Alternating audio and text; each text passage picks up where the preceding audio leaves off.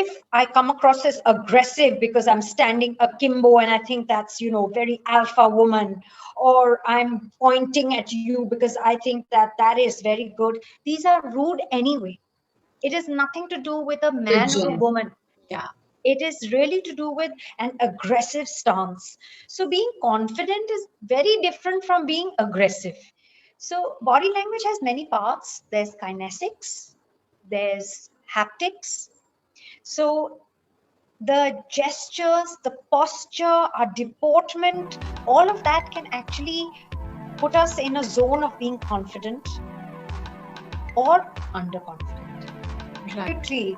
So, in the last session, when we talked about appearance, of course, appearance is really important for us to build trust and, appear attractive and someone who's made effort and for doors to open.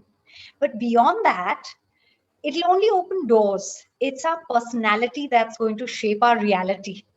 And in that comes all the other cues, and communication is the biggest driver. I Mm-hmm. mean, people are people because of other people and the way that we behave with other people. Right. So, body language is all the things that I say with my body, and everybody speaks not with their mouth, but with their body. So, Poonam, if I was to say, hello, it's so nice to see you all. And I say, hello, it's so lovely to see you all. It's so nice to see you all. My gestures, my facial expressions, the way I lean in forward, the way I've actually used my body to enhance my verbal communication really works. And very often, because we're not in front of a mirror, we cannot see what our body is speaking. And we may be saying something, but our body may be reacting differently. So, body language experts can even know when I'm interested in talking to you because either my body is angled and facing you, or it's angled away, or even if my toe is pointing away, it's almost looking like, when will this wrap up? When will I go away? So Nisha, one more thing, like there are many tags associated with women, sadly, that लड़कियां ज्यादा तेज हंस नहीं सकती हैं. You gotta be elegant in your ada, in your femininity. So how far then that kind of body language goes? Is it like not appropriate to have that kind of body language or that kind of communication skills if the girl is loud and as per society she should not be? ये बड़ी पुराने जमाने की दकियानूसी बातें हैं.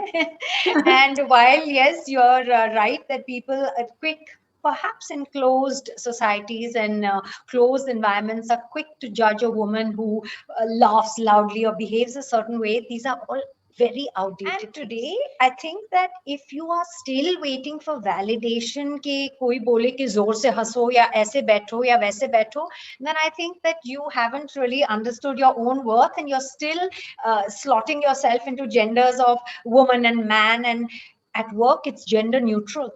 And so, therefore, nothing should define you. But yes, there was a time, Poonam, that women have always been dictated to, but down the years, they were dictated to till they have come into their own. And after the 90s, I think there is no looking back. So there was a point women even dressed a particular way, power suits with a lot of padding, which has of course come back in simply because they wanted to come across as more powerful. But now that they have come into their own, whether they're picking up Olympic medals or going into space or being fighter pilots, I think that it is so lovely if they can still retain the feminine side and yet be strong. So I really don't need to sit with my legs apart or stand in a kimbo. I can still be feminine and yet I can be strong. I don't need to prove my femininity by trying to, emulate a very masculine behavior. I don't need to. Lovely to be graceful, to walk a particular way, to sit a particular way, to always look, poised and graceful. That isn't because you're being dictated to, simply because you understand that it's lovely to be a woman, and why not enjoy this side? Absolutely. But there are certain girls, who like to have that tomboyish kind of lifestyle, and they like to hang out with boys, and they like to, imitate their body language. So, what about that? I mean, are they then not living their lives to the fullest? This is a completely different topic now. It's about who you identify with within.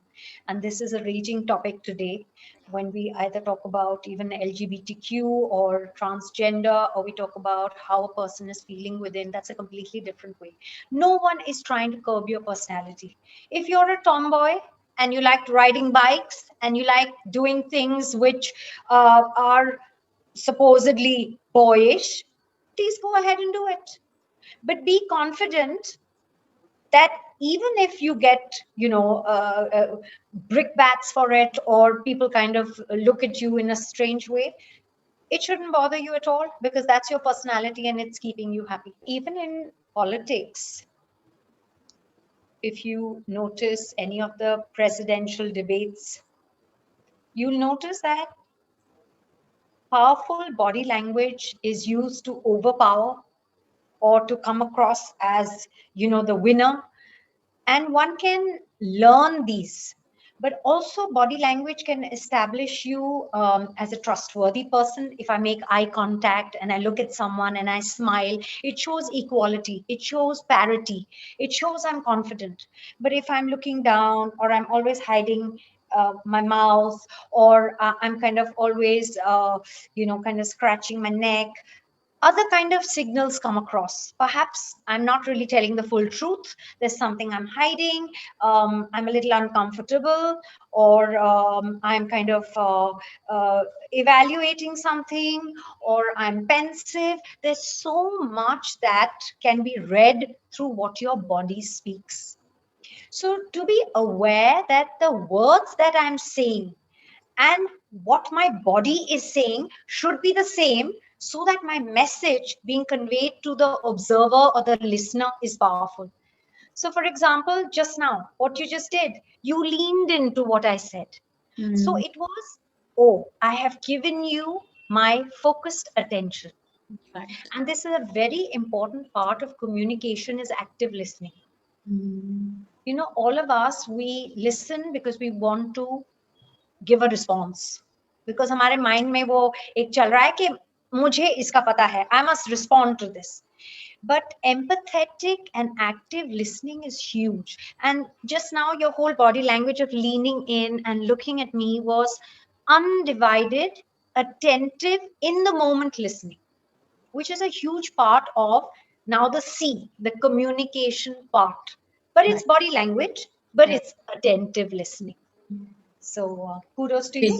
It's making me freeze now into this posture. Should I just remain in this posture? Because undivided attention, I must give you, you're my guest. Again, look at the way your hands were. Open body language. The Mhm. minute there is open body posture, it's welcoming, it's warm, it's expansive. I'm using my body, to use the space. I'm not shrinking in. So sometimes when we are underconfident, we don't want to be seen and heard, we shrink our space. And then when we're confident, we kind of enlarge our space and enlarge the space around us, simply because everything about us is open. And that also establishes trust. Right. So eye contact is very, very important, and universal body language. चाहे आप तमिल बोलें, बंगाली बोलें, कुछ भी बोलें, smile. It's in every language is the same. Yeah. How to practice body language? How to really practice it, how to be mindful, to keep reminding of these body languages, so that it becomes a part of me. So there's a whole lot of videos if you're a learner by watching others, or from today itself, start observing. There is nothing like being a scanner. The Koreans have an art called nunchi, and it is nunchi. It is Mhm. that you are such a keen observer that you know that if you were to step out of the room and come back, the dynamics and energy of the room has changed. But to Mhm. be able to observe what someone was doing earlier, how someone is seated now, what are they looking at. So it only comes from the powers of observation. And again, we come back to the point, am I in the moment? If I'm in the moment, I'm going to have my senses about me and I'm going to be observant. We learn by observing, right? So if one is observing all the time, then you will be able to see what someone is saying and what their body is saying. And you'll be mindful of the fact that I wonder if I'm doing that. Yeah. What exactly is communication skills?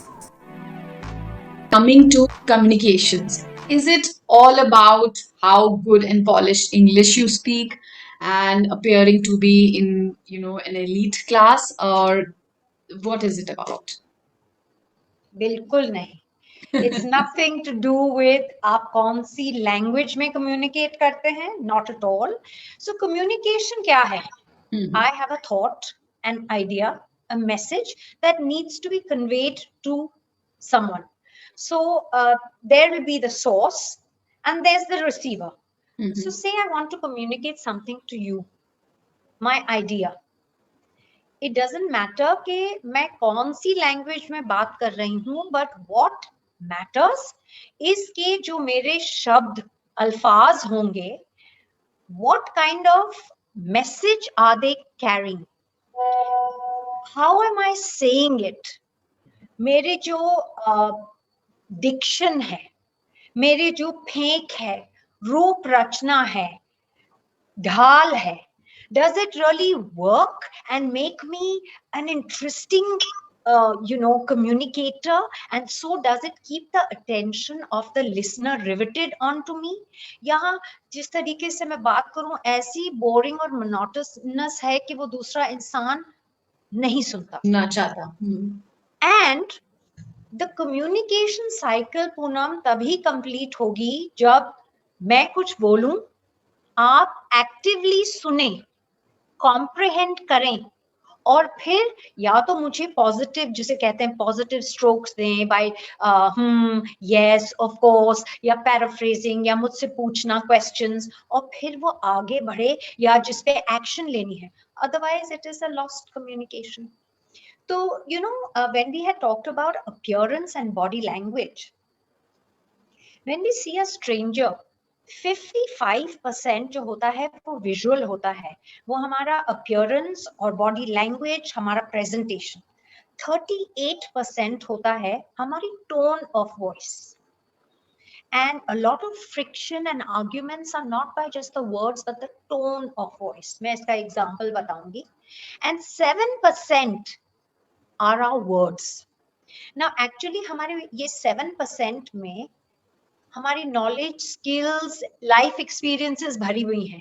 लेकिन अगर हमारी body language और हमारी tone of voice सही ना रही, so nobody gives us the time. तो फिर आपको पता ही नहीं चला कि मैं रियल कौन हूँ, मेरे एक्सपीरियंस क्या है और मैं क्या कम्युनिकेट करना चाह रही हूँ. सो सपोजिंग आई से टू यू, मैंने ऐसा तो नहीं कहा था. मैंने ऐसा तो नहीं कहा था. मैंने ऐसा तो नहीं कहा था. मैंने ऐसा तो नहीं कहा था.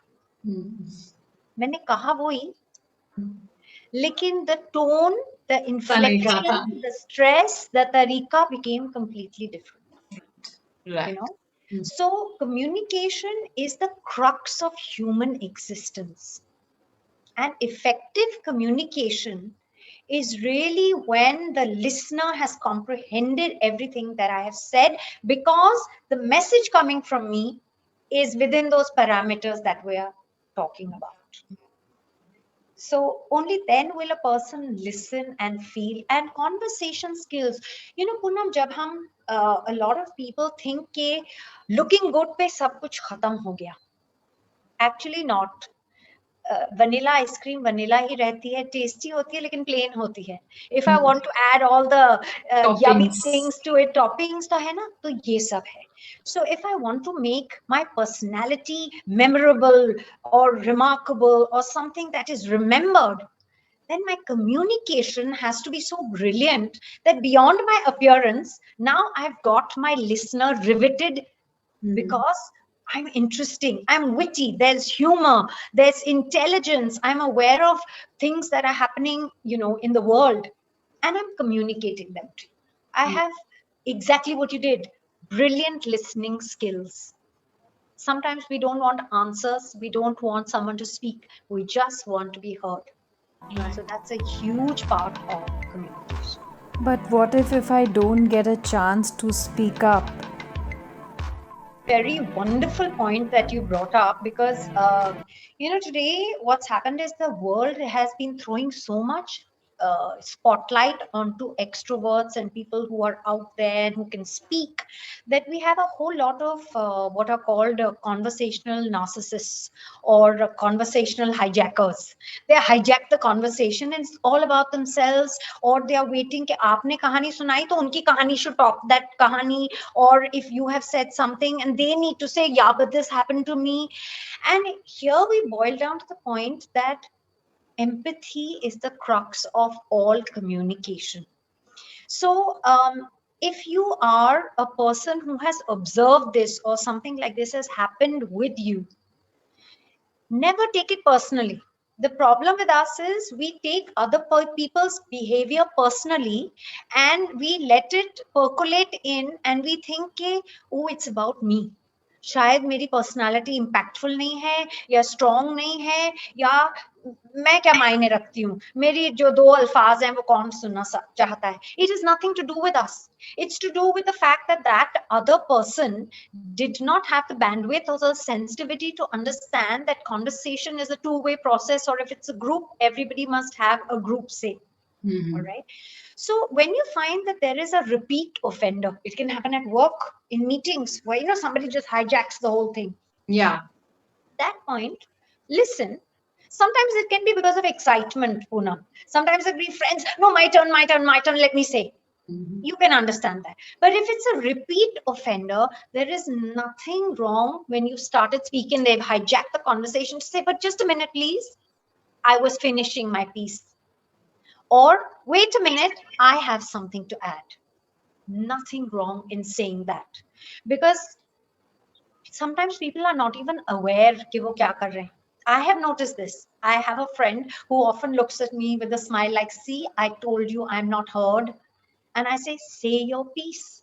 Yeah. Of course, I try to be her mouthpiece and say, just a minute, she wants to add something. But really, that's in jest. But your point is very valid. It's people have stopped listening. Mhm. People have, it's become such a road rush, whether it's in our communication or our living or our jostling and getting by, that we've forgotten the art of listen. Everybody is in the lane, everybody needs a chance, so don't take it personally. Interject, say your piece. So be a good, effective communicator and a wonderful listener. Yeah. Thank you so much for summing it up. See you Thank you. next episode, which will be L, able ka L for learnings. I'm really looking forward for that. Good for me. Lately I was feeling like I need a person.